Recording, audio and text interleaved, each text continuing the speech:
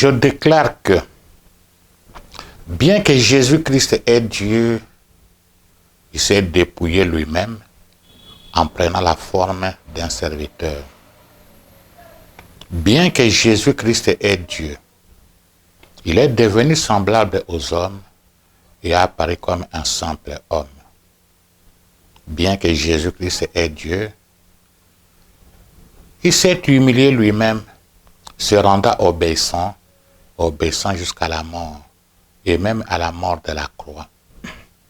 C'est pourquoi aussi Dieu l'a souverainement élevé et lui a donné le nom qui est au-dessus de tout nom, afin qu'au nom de Jésus-Christ, tout genou fléchisse dans les cieux, sur la terre et sous la terre, et toute langue confesse que Jésus-Christ est Seigneur, à la gloire de Dieu le Père. Je déclare que le nom de Jésus-Christ est souverainement élevé au-dessus de cette émission, La sorcière oubliée. Le nom de Jésus-Christ est souverainement élevé au-dessus de moi, au-dessus de mon corps, au-dessus de mon âme et de mon esprit. Notre prière, tendre Père, ne nous délaisse pas, ne nous abandonne pas. Sois avec nous comme tu as été avec Moïse.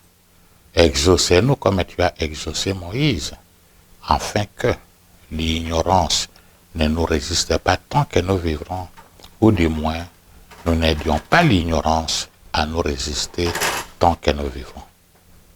Bonjour. Bienvenue mon frère, bienvenue ma sœur. Notre joie, vous la connaissez, elle est toujours grande, je dirais très grande, de vous savoir de plus en plus nombreux, très nombreux, devant vos petits écrans pour suivre votre émission sur La sorcière oubliée. Votre façon de réagir, vos contributions, au travers des textes, les questions que vous posez, a toujours été une phase pour nous. Votre volonté exprimée manifeste de voir cette émission porter une nouvelle robe et aller de l'avant. Ça fait des années que cette émission est organisée. Beaucoup de questions sont vieilles mais récurrentes et d'autres sont nouvelles. Mais nous ne cessons jamais de répondre à la question sur actualité, non. Nous ne sommes pas une émission politique pour dire question d'actualité, question orale, nous ne sommes pas un parlement. Nous ne faisons pas non plus une quelconque publicité d'une église, d'un individu, non. Il n'y a pas de dédicace, non. Nous prenons en charge, conformément à quelqu'un qui avait dit « prenez-vous en charge ». Et nous essayons de prendre notre population, notre peuple nous-mêmes en charge. Vous vous souviendrez, pendant longtemps, nous avons beaucoup martelé sur les tatouages, sur les piercings, en disant l'ennemi se cache derrière les grandes stars. Il ne faut pas croire que parce qu'une grande star, c'est qui a fait ça que tu dois le faire. La fois passée, nous étions en train de parler sur la foi et le résultat. Chacun de nous est préoccupé par le résultat. Et nous voulons le résultat. La façon d'obtenir ce résultat dépend d'une personne à une autre. Et on a parlé de relation des causes à effet. Nous sommes arrivés à montrer que tout dépend aussi de la façon dont vous établissez votre échelle de besoins. Un besoin mieux exprimé, mieux identifié, on peut poursuivre des objectifs beaucoup plus précis, appropriés qu'un besoin mal établi. Par exemple, lorsque Bartimée, fils de Timée, se trouve devant Jésus-Christ, une occasion à ne pas rater. À la question de savoir que veux-tu que je fasse, Seigneur, que je recouvre la vue, parce qu'il connaissait très bien son besoin. Nous avons aussi dit que les dons de Dieu sont irrévocables. Quand l'Éternel t'a donné quelque chose, il ne viendra jamais te le ravir. Si on te le ravit, c'est le diable qui te l'a ravi. D'où il faut aller à la reconquête de ce qu'on t'a ravi. Et là, nous avons promis de commencer aujourd'hui une autre émission sur le diable et les dieux de ce monde. Le diable et conjonction et les dieux de ce monde. Mon frère, ma soeur, mon souhait, c'est que vous puissiez suivre cette émission et à la fin te poser la question. Qui sont derrière mes souffrances? Qui sont derrière mes maladies? Qui sont derrière les échecs de mes enfants? Qui sont derrière les divorces?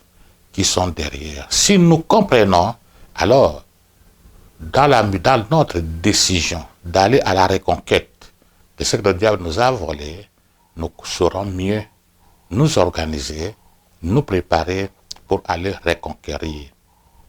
Ce qui est vrai, l'ennemi Satan est une créature de Dieu. Il n'a rien créé. Quand nous lisons le livre de Jean, Jean 1, verset 1 suivant, au commencement c'était la parole. La parole était avec Dieu et la parole était Dieu. Elle a été dès le commencement avec Dieu. Il n'y a rien qui existe et qui existe sans cette parole. Retenons une chose. Tout a été créé par lui. Il n'y a rien qui existe et qui existe sans la parole de Dieu. Et nous avons dit, les oiseaux dans les cieux ont été créés par cette parole, Jésus-Christ. Les animaux de la forêt ont été créés par cette même parole, Jésus-Christ. Les poissons dans les eaux ont été créés par cette même parole, Jésus-Christ. Les faunes, flores aquatiques et terrestres, la faune, la flore aquatique et terrestre ont été aussi créés par cette même parole, Jésus-Christ. Le relief, les rivières, les lacs et les océans ont été créés par cette même parole. Les soleils, la lune, les étoiles ont été créés par cette parole. Les galaxies ont été aussi créées par cette même parole. Les humaines et créatures, comme toi et moi, nous avons été créés par cette même parole. Les anges de Dieu, les gloires, les sublimes, ont été aussi créés par cette même parole. Parmi lesquels les chérubins, les séraphins, les meilleurs ont été aussi créés par cette même parole. Les archanges ont été créés par cette même parole. Même les gloires déchues, comme les dominations, ont été créées par cette parole Jésus-Christ. Les autorités ont été créées par cette même parole. Les puissances ont été créées par cette même parole. Les dignités ont été créées par cette même parole. Même le chérubin, l'ennemi Satan, a été créé par cette même parole. Mais Jésus-Christ n'a pas été créé, il a été engendré. Donc, parce que nous voyons quoi? Le diable n'a rien créé. Bien qu'il n'ait rien créé, c'est un esprit. Et cet esprit est hiérarchisé. Il est structuré, il a ses démons, il veut se faire omniprésent au travers du monde par ses démons. Conséquence, pour mieux combattre un ennemi, il faut les connaître. Beaucoup de gens ont fait croire que parler du diable, c'est comme si on faisait sa publicité. Non, on ne fait pas sa publicité. Il faut connaître. Dès que vous les connaissez, vous saurez comment aiguiser vos armes contre l'ennemi Satan. Et d'ailleurs, l'objectif de toutes ces émissions, à la fin, nous arrivons à une conclusion, laquelle, quelles sont les 2 grandes armes, sinon 3, que nous aurons obtenues au travers de cette série d'émissions. Et j'anticipe, la première arme, c'est la parole de Dieu.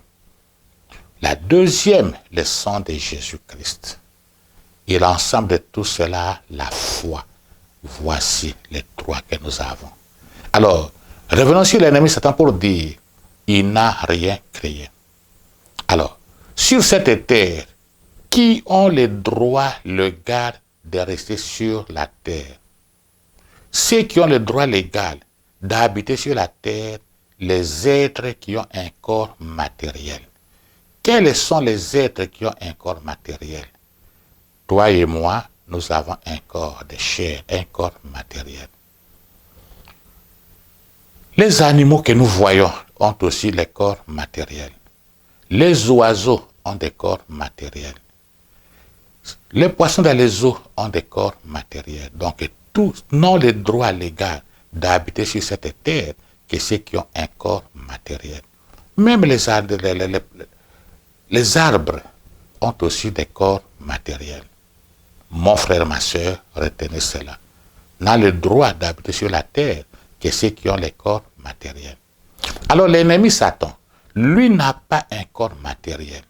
Ces démons n'ont pas non plus de corps matériels. Ils sont à la recherche continuelle et permanente de corps matériels pour habiter, afin de justifier leur présence sur la terre, afin de légaliser leur présence sur la terre. Et c'est pour cette raison, ils sont à la recherche de ces corps. Ils peuvent entrer dans les animaux. On va les citer, certains animaux, même les reptiles, même certains oiseaux. Mais alors, comme les autres fois, nous ne voulons pas, même si nous parlons de quelqu'un, et nous disons, nous refusons de faire la publicité, nous prenons le côté positif, c'est-à-dire la prière. Nous allons continuer cette émission avec certaines images sur la prière, attitude de la prière, puisque c'est ça qui va contraindre l'ennemi. C'est ça qui va faire qu'il puisse fuir. Parce que la parole de Dieu dit quoi? Résister à l'ennemi et il fuira loin de vous. Alors, si notre réalité est prête, nous pouvons alors commencer avec la première image, la prière. Quelqu'un nous a posé la question si nous étions en train de faire la catéchèse des couples ou des femmes. Non, mon frère, ma soeur. Toute personne consciencieuse avec un minimum d'amour pour lui-même et pour les autres ne peut pas parler à mal de la famille.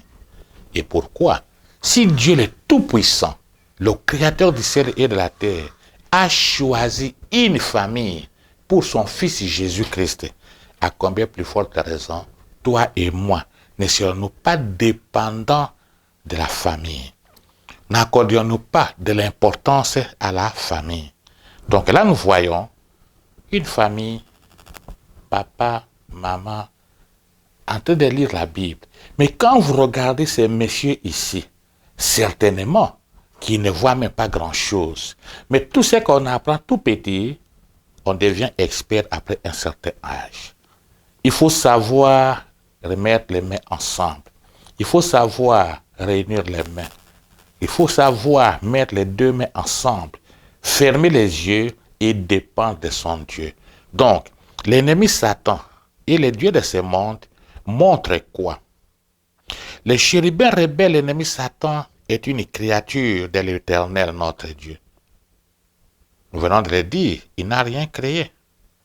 Mais après sa déchéance dans les cieux, il est à la recherche d'un endroit, d'un corps pour habiter. Pour dire vrai, sa véritable demeure, c'est l'enfer. Véritable demeure de l'ennemi Satan, c'est l'enfer. Malheureusement, il ne supporte pas la chaleur de l'enfer. C'est pourquoi lui et ses démons sont continuellement à la recherche d'un abri ou des abris pour habiter. Mais si vous êtes une famille en prière, on va le voir tout de suite, votre maison ne sera pas une demeure des démons et un refuge des démons. Alors, c'est ce qui nous manque. Alors, certains animaux, comme le chat, peuvent servir d'abri. Les boucs, les porcs, les souris, les reptiles comme les serpents, peuvent aussi servir de demeure, des démons et de l'ennemi. Certains insectes, comme les cancres là, peuvent aussi servir d'abri, même les fourmis. Ou certains oiseaux comme les hiboux, la chauve-souris, leur servent aussi d'abri. Mais que devons-nous savoir? De toutes les autres créatures, sa demeure préférée, les humaines créatures. Mais pourquoi le diable préférerait-il les humaines créatures? Car les humaines créatures ou les humains ont beaucoup d'attributs normaux de la personnalité que l'ennemi Satan et ses démons ont aussi. Alors la question c'est de savoir quels sont ces attributs normaux de la personnalité. L'ennemi Satan et ses démons, ils ont l'intelligence. Retenez ça très bien. Si vous pouvez me prendre les notes, je vais lentement. L'ennemi Satan et ses démons, ils ont l'intelligence. Ils ont aussi la mémoire. Je n'affirme pas des choses, je vais lire un verset pour décortiquer tout cela. Ils ont aussi les souvenirs. Donc ils ont la mémoire, ils ont aussi les souvenirs. Ils ont des raisonnements. Ils ont des réflexions. Ils ont des souhaits qui sont aussi, tous ces éléments sont des attributs normaux de la personnalité. Les démons, le diable, Satan, ils ont aussi les désirs. Ils ont la volonté, ils ont les émotions. Ce n'est pas moi qui les dis. Lisons Matthieu 12, versets 43 à 45. Matthieu 12, versets 43 à 45. Il est écrit, « Lorsque l'esprit impur est sorti d'un homme, il va par des lieux arides, cherchant du repos. Et s'il n'en trouvait point, alors il s'est dit, je retournerai dans ma maison, d'où je suis sorti. Et quand il arrive, il la trouve vide, balayée et ornée, il s'en va. Il prend avec lui 7 autres esprits plus méchants que lui. Ils entrent dans la maison, s'y établissent, et la dernière condition de cet homme est pire que la première. Mon frère, ma soeur, ça c'est Matthieu 12. Alors, je voudrais dire une chose, remarquons quoi? Celui qui donne cette description, c'est Jésus-Christ, ce n'est pas moi. C'est Jésus qui parle. C'est aussi Jésus qui décrit mieux les attributs du diable. Dans Jean 8, verset 44, il a dit, il est menteur, père des mensonges. Dans Jean 10, verset 10, vous connaissez, c'est un voleur, un meurtrier, il détruit. Alors, qu'est-ce que Jésus dit? Lorsque l'esprit impur est sorti d'un homme, il va par des lieux arides, cherchant du repos. On ne peut pas faire une quelconque recherche sans un minimum d'intelligence. Demandez les scientifiques. Pour entrer à la bibliothèque, laboratoire, faire une quelconque sorte de type de recherche, il faut un minimum d'intelligence. Nous y avançons. Donc, Ézéchiel le dit mieux. Qu'est-ce qu'Ézéchiel dit? Ézéchiel dit que le diable est plus sage que Daniel. Par sa sagesse et par son intelligence, il s'est acquis de richesses. Là, nous sommes dans Ézéchiel 28, versets 3 et 4. Ézéchiel 28, versets 3 et 4. L'intelligence et la sagesse satanique existent. L'intelligence satanique existe. La sagesse satanique existe. Deuxièmement, Jésus dit quoi? N'ayant pas trouvé du repos dans les lieux arides, alors il dit, je retournerai dans ma maison d'où je suis sorti. Là, qu'est-ce que nous constatons? Je retourne dans la maison d'où je suis sorti. Le diable exprime la volonté. Le diable exprime le désir. Le diable exprime les souhaits dans ma maison. Donc, je vais retourner la volonté, le désir, les souhaits. Mais si vous avez bien la liste des attributs normaux, vous trouvez tout de suite qu'il y a la volonté est à l'intérieur, il y a les désirs sont à l'intérieur, les souhaits sont à l'intérieur.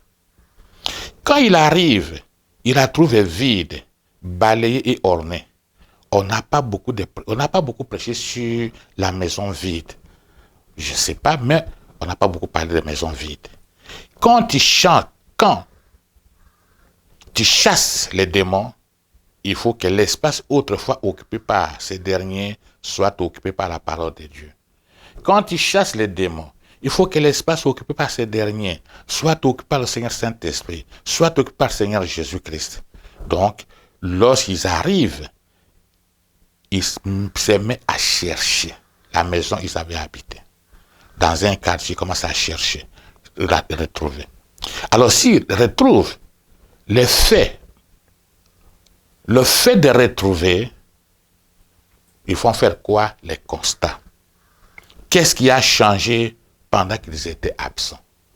Qu'est-ce qui a changé? Alors, pour constater que quelque chose a changé, il faut avoir la mémoire. Il faut avoir la mémoire pour reconnaître la maison. Quelque chose a changé, il faut les souvenirs pour constater ce qui a changé.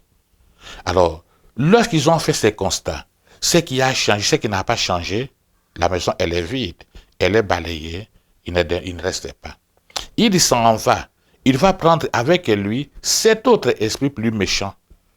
Alors là, qu'est-ce que nous constatons? Il a réfléchi pour dire, la première fois, on m'a chassé d'ici. Qu'est-ce que je dois faire pour qu'on ne me chasse plus? Il a fait le raisonnement. Que dois-je faire pour qu'on ne me chasse plus? Nous constatons quoi?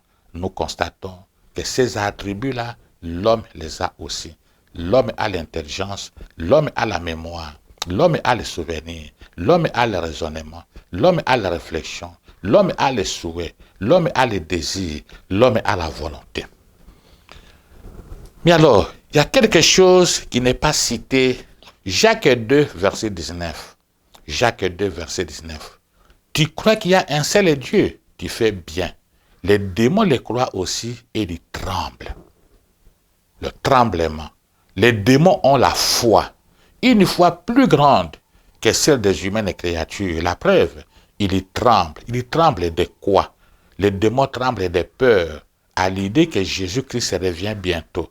Le tremblement est une caractéristique des émotions. C'est pour cette raison que nous encourageons. Regarde, n'oubliez pas que ça, ce n'est pas un être humain, ce sont des arbres qui montrent le visage de quelqu'un en train de prier.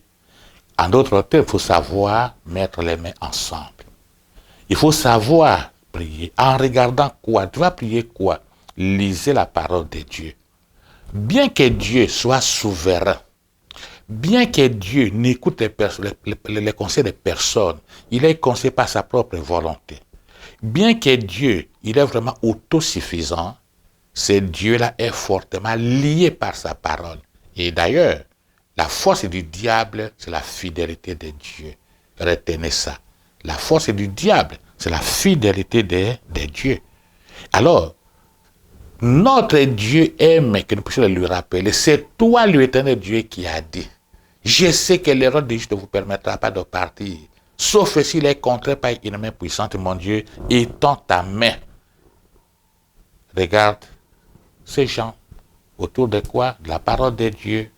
Si alors une maison, des individus systématiquement dans cette position, de temps en temps dans cette position, cette maison, le diable qui est sorti, il va revenir, il va chercher, il ne sera plus la retrouver parce que la maison a changé d'identité. On a remis d'autres peintures, on a mis d'autres couleurs, il y a d'autres fleurs. Et pourquoi? Le Seigneur Saint-Esprit lui sera à l'œuvre. Donc, en un mot, dans l'homme, le diable aime entrer et agir dans l'âme et par l'âme. Dans l'âme et par l'âme. Donc, quand le diable interagit, agit dans un corps humain, mettez-vous en tête, la plus grande porte d'entrée, c'est l'âme. Et pourquoi dans l'âme? C'est là que l'on trouve tous les attributs normaux de la personnalité. C'est aussi ce qui dicte le choix préférentiel de l'homme par l'ennemi Satan. Car l'homme a des attributs normaux que les autres créatures visibles n'en ont pas. L'intelligence, les animaux n'en ont pas. Le raisonnement, ils n'en ont pas. Les réflexions, la connaissance, ils peuvent connaître par les lions. C'est délimiter son territoire avec ses urines. Il peut reconnaître. En dehors, il ne connaît plus. En plus, la terre, je viens de le dire, la terre est la demeure de tous ceux qui ont un corps matériel, un corps physique. les démons, n'ayant pas de corps matériel, pour justifier leur présence sur terre, à défaut de trouver un corps humain, ils entrent dans les animaux, dans les oiseaux, dans les arbres. Ce n'est pas mauvais de prier pour les animaux domestiques avec vous à la maison, pour les plantes qui sont chez vous à la maison. Et malheureusement, dans cette catégorie-là, leur vie n'est pas paisible.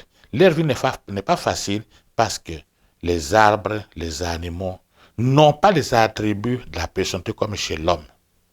Alors, bien que l'ennemi Satan et ses démons n'ont pas un corps, bien qu'ils sont continuellement à la recherche d'un corps, retenez ce deuxième élément, ils ne protègent pas les corps qui leur servent d'abri, ils les détruisent. Bien sûr, ils n'ont pas de corps, ils sont à la recherche du corps. Mais dès qu'ils trouvent ces corps-là, ce n'est pas pour protéger. Regardez comment beaucoup de cas de folie, je ne dis pas que tous les cas de folie sont des cas de démoniaques, non, mais pour la plupart des fois, regardez comment ces beaux messieurs-là, ces belles dames-là, toute maladie sur la terre, elle est mauvaise. Mais la folie, c'est vraiment une caractéristique particulière. 1. Tu dors à l'extérieur. 2. Tu manges des choses pourries dans les dépotoirs. 3. Tu deviens ennemi de l'eau. Tu ne te laves pas. Et on ne te donne pas un peu la possibilité. Donc au fond, ils détruisent. Ils ne sont pas autorisés. Le corps humain n'a pas été fait pour être demeure des démons. Ils ne sont pas autorisés. Donc le corps humain n'a pas été fait pour servir de refuge des démons. Il faut les chasser. Quand tu pries, il faut les chasser. Il faut balayer sa maison. Après vous avoir lu la parole de Dieu, je te chasse. Au nom de qui? De Jésus-Christ. Parce que ce n'est pas autorisé. Jésus-Christ, pour justifier sa présence dans le monde, Dieu lui a formé un corps. Et lui-même l'a dit dans Hébreux 10, verset 5.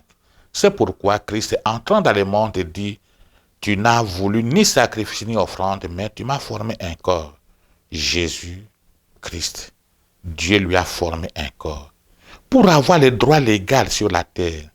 Après sa résurrection, il a gardé le corps, libéré de la mortalité et portant l'immortalité. Comme preuve qu'il a gardé ce corps, il a même montré à ses démons la marque de ses clous, à ses disciples plutôt, la marque de ses clous. Il a montré à ses disciples la marque de ses clous.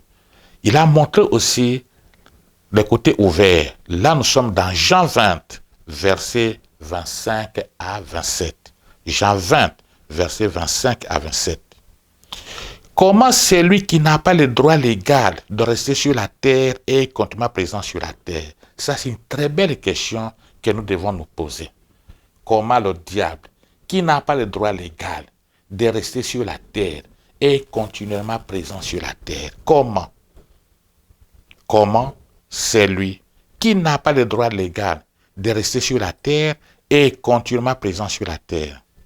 Mon frère, ma soeur, il y a des valeurs, il y a des faveurs, il y a des dons que l'Éternel a mis où? L'Éternel a mis en Lucifer. Mais nous avons déjà dit dans les émissions passées, les dons de Dieu sont irrévocables.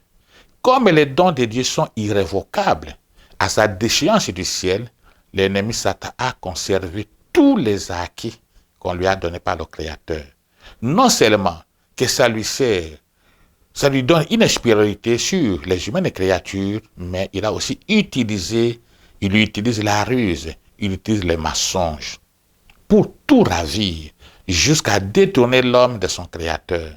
L'erreur du diable, le Dieu de ce monde, c'est pour détourner l'homme de son Créateur, plafonner son regard sur lui, Satan, et son royaume. Mon frère, ma soeur, c'est là que nous encourageons. Prends soin de lire avec ta fille la parole de Dieu. Prends soin de lire avec ton enfant la parole de Dieu. Apprenons à nos enfants à lire la parole de Dieu. On parle de trahison, tout consort. Ce n'est pas une émission politique. La parole de Dieu décourage la forme de trahison, l'amour. 2 Corinthiens 4, versets 4 à 6. Lisons ça dans la Bible français courant. Bible français courant, 2 Corinthiens 4, versets 4 à 6. Ils ne croient pas parce que Satan, le Dieu de ce monde, a aveuglé leur intelligence. ces dieux les empêchent de voir la lumière diffusée par la bonne nouvelle de la gloire du Christ, lequel est l'image même des dieux. Satan est décrit comme le dieu de ce monde, le dieu qui aveugle l'intelligence des enfants de Dieu. Mais pourquoi il aveugle l'intelligence avec objectif? Quel est le but de cet aveuglement? Les empêcher de voir la lumière diffusée par la bonne nouvelle. En les faisant quoi? En les faisant ainsi, il est contraint de vivre dans son royaume des ténèbres. Dieu est miséricordieux. Il va choisir quelqu'un. Acte 26, verset 17 à 18. Acte 26, verset 17 à 18. Là, on parle de Paul. Et Dieu dit quoi? Je t'ai choisi du milieu de ce peuple et du milieu des païens vers qui je t'envoie, afin de leur ouvrir les yeux, pour qu'ils passent des ténèbres à la lumière, de la puissance de Satan à Dieu, pour qu'ils reçoivent par la foi en moi le pardon des péchés, l'héritage avec les sanctifiés. Donc, conscient que Satan, le prince de ce monde des ténèbres, empêche ses victimes de voir la lumière, que dans la parole de Dieu, Paul est choisi et envoyé vers nous. Comme nous aujourd'hui, nous sommes choisis et envoyés vers vous, vers les enfants de Dieu, afin de leur ouvrir les yeux. Nous vous ouvrons les yeux avec quoi? En leur annonçant la parole de Dieu et la vision correcte de la croix. Beaucoup ont une vision erronée de la croix. Avec la vision correcte de la croix, ils peuvent passer des ténèbres à la lumière et de la puissance de Satan à Dieu. Mon frère, ma soeur. Colossiens 1, verset 13-14. Rendez grâce au Père qui nous a délivrés de la puissance des ténèbres et nous a transportés dans le royaume de son Fils d'amour, en qui nous avons la rédemption, la rémission des péchés. Les ténèbres symbolisent et désignent le monde sans Dieu. Dans une maison, si la parole de Dieu est la lumière qui éclaire, quand vous soustrayez la lumière, ça devient quoi? L'obscurité. Donc, mettez cette parole en face de nos enfants, ça les éclaire. Dans un monde où la télévision, avec tout ce qu'il y a, manque de censure, engendre comme ténèbres dans le subconscient de l'inconscience. Les ténèbres symbolisent et désignent un monde sans Dieu, le mal. Alors que le Christ est la lumière du monde, Satan est le prince des ténèbres. L'ennemi Satan se manifeste sous les traits d'un ange de lumière, mais en vérité, il est le prince des ténèbres. Il possède la capacité de se métamorphoser, de se déguiser, de voyager en ange de lumière. Là, on peut dire, c'est Paul qui le dit dans 2 Corinthiens 11, versets 14 et 15. 2 Corinthiens 11, versets 14 et 15. Dans le monde sans Dieu, le monde des ténèbres, n'oublions pas que les ténèbres ont une grande puissance. Les ténèbres ayant pris la partie la plus difficile, nous l'avons dit la mission passée, celle des résultats. Si nous ratons cette occasion, à cause de quoi? Premièrement, multiples priorités ailleurs. Quelles sont tes priorités? Tu n'as même plus le temps de t'asseoir avec les enfants à la maison. Quelles sont tes priorités? Quelles sont tes priorités? Si un arbre, ou les arbres, puissent nous montrer comment il faut prier, joindre les mains, pourquoi nous, humaines créatures, refuserions-nous de le faire? On peut aussi rater cette occasion à cause de la non prise de conscience que le monde entier est sous la puissance des ténèbres. 1 Jean 5, verset 19. Nous pouvons aussi rater à cause de la mauvaise définition de nos besoins. Quels sont tes besoins aujourd'hui? D'ailleurs, bientôt nous arrivons. Si nous n'avons pas des armes nécessaires, ni la puissance pour faire face aux attaques de Satan et ses démons, nous risquons d'avoir la défaite. Si nous refusons de regarder nos difficultés, nos problèmes en face et continuons à résister à Dieu et à nous soumettre à l'ennemi Satan, qui ne libère jamais ses prisonniers, comme il est écrit dans Isaïe 14, verset 17, ni reçu ce qu'il a ravi, alors la conséquence, nous serons vaincus. Et notre vie risque d'être une vie de défaite. Une vie de défaite comme un partage. Mais si nous sommes des hommes, des femmes en prière, continuellement en prière, nous sommes des hommes, des femmes conscients et conscientisés. Si si nous croyons et nous mettons notre foi à ce que la parole de Dieu dit, alors nous serons des vainqueurs et nous allons mener une vie de victoire. En plus, si nous ne savons pas comment obtenir la victoire sur l'ennemi Satan, qui est si puissant, méchant, rusé, hiérarchisé, très organisé et très habile dans ses paroles et dans ses mouvements, alors nous serons continuellement en déroute. Une déroute physique et une déroute spirituelle. J'arrive à la question qui fait vraiment les grains de sel de cette émission. Nous avons parlé l'ennemi Satan et les dieux de ce monde. Maintenant la question, qui sont derrière les douleurs? Qui sont derrière tes douleurs? Qui sont derrière les douleurs? Qui sont derrière tes douleurs? Nanaza simayabam pas signon sozo yokozo mon. Et alors, avant de répondre à cette question, posons-nous quelques questions simples qui peuvent nous aider à bien réfléchir ou à réfléchir autrement, sans oublier que Satan est le Dieu de ce monde. Satan est vraiment le Dieu de ce monde. Satan est le Dieu de ce monde. 2 Corinthiens 4. Il ne croyait pas parce que Satan, le Dieu de ce monde, a aveuglé leur intelligence. Le Dieu de ce monde les empêche de voir la lumière diffusée par la bonne nouvelle. Alors la première question, qui est derrière ce qui se passe dans le monde aujourd'hui?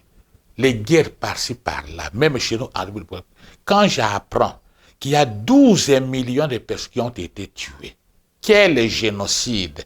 Même la Deuxième Guerre mondiale, je ne pense pas que la Pologne qui était vraiment occupée par les Allemands, n'ont pas été massacrés comme la RDC est massacré 12 millions. Qui est derrière ce qui se passe dans le monde? Deuxième question. Qui est derrière les Koulouna et la vague de criminalité, même ici chez nous, dans cette ville de province? Qui est derrière les Koulouna? On va dire non, telle personne, mais qui est derrière? Qui est derrière les maladies et les fléaux qui sévissent le monde? Souvent, nous sommes devant un virus, on n'a pas encore trouvé la solution à ce virus-là. Voici qu'on a encore une autre maladie surgit. Il n'y a pas longtemps, nous étions dans le Covid-19, et puis vous savez tout ce qui est passé derrière chez nous ici. Mais alors, regardons Acte 10, verset 36. Acte 10, verset 36. Lisez ça dans la version King James Bible. King James Bible dit quoi? Jésus qui allait de lieu en lieu faisant le bien et guérissant tous ceux qui étaient sous l'oppression du diable. Guérissait ceux qui étaient sous l'oppression du diable. Par ce verset, nous voyons que la Bible appelle la maladie une oppression du diable. La réponse à toutes ces questions qui précèdent, qui est derrière ce qui se passe dans le monde, ça devient qui? Satan. Qui est derrière les Koulouna et les vagues de criminalité? Satan. Qui est derrière la maladie et les fléaux qui sévissent? Satan. Quatrième question.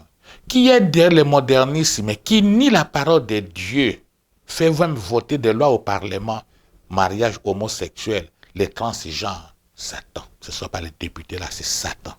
Qui est derrière l'évolution? Théorie de l'évolution. Et alors, la théorie de Big Bang, le monde fixe n'est pas non.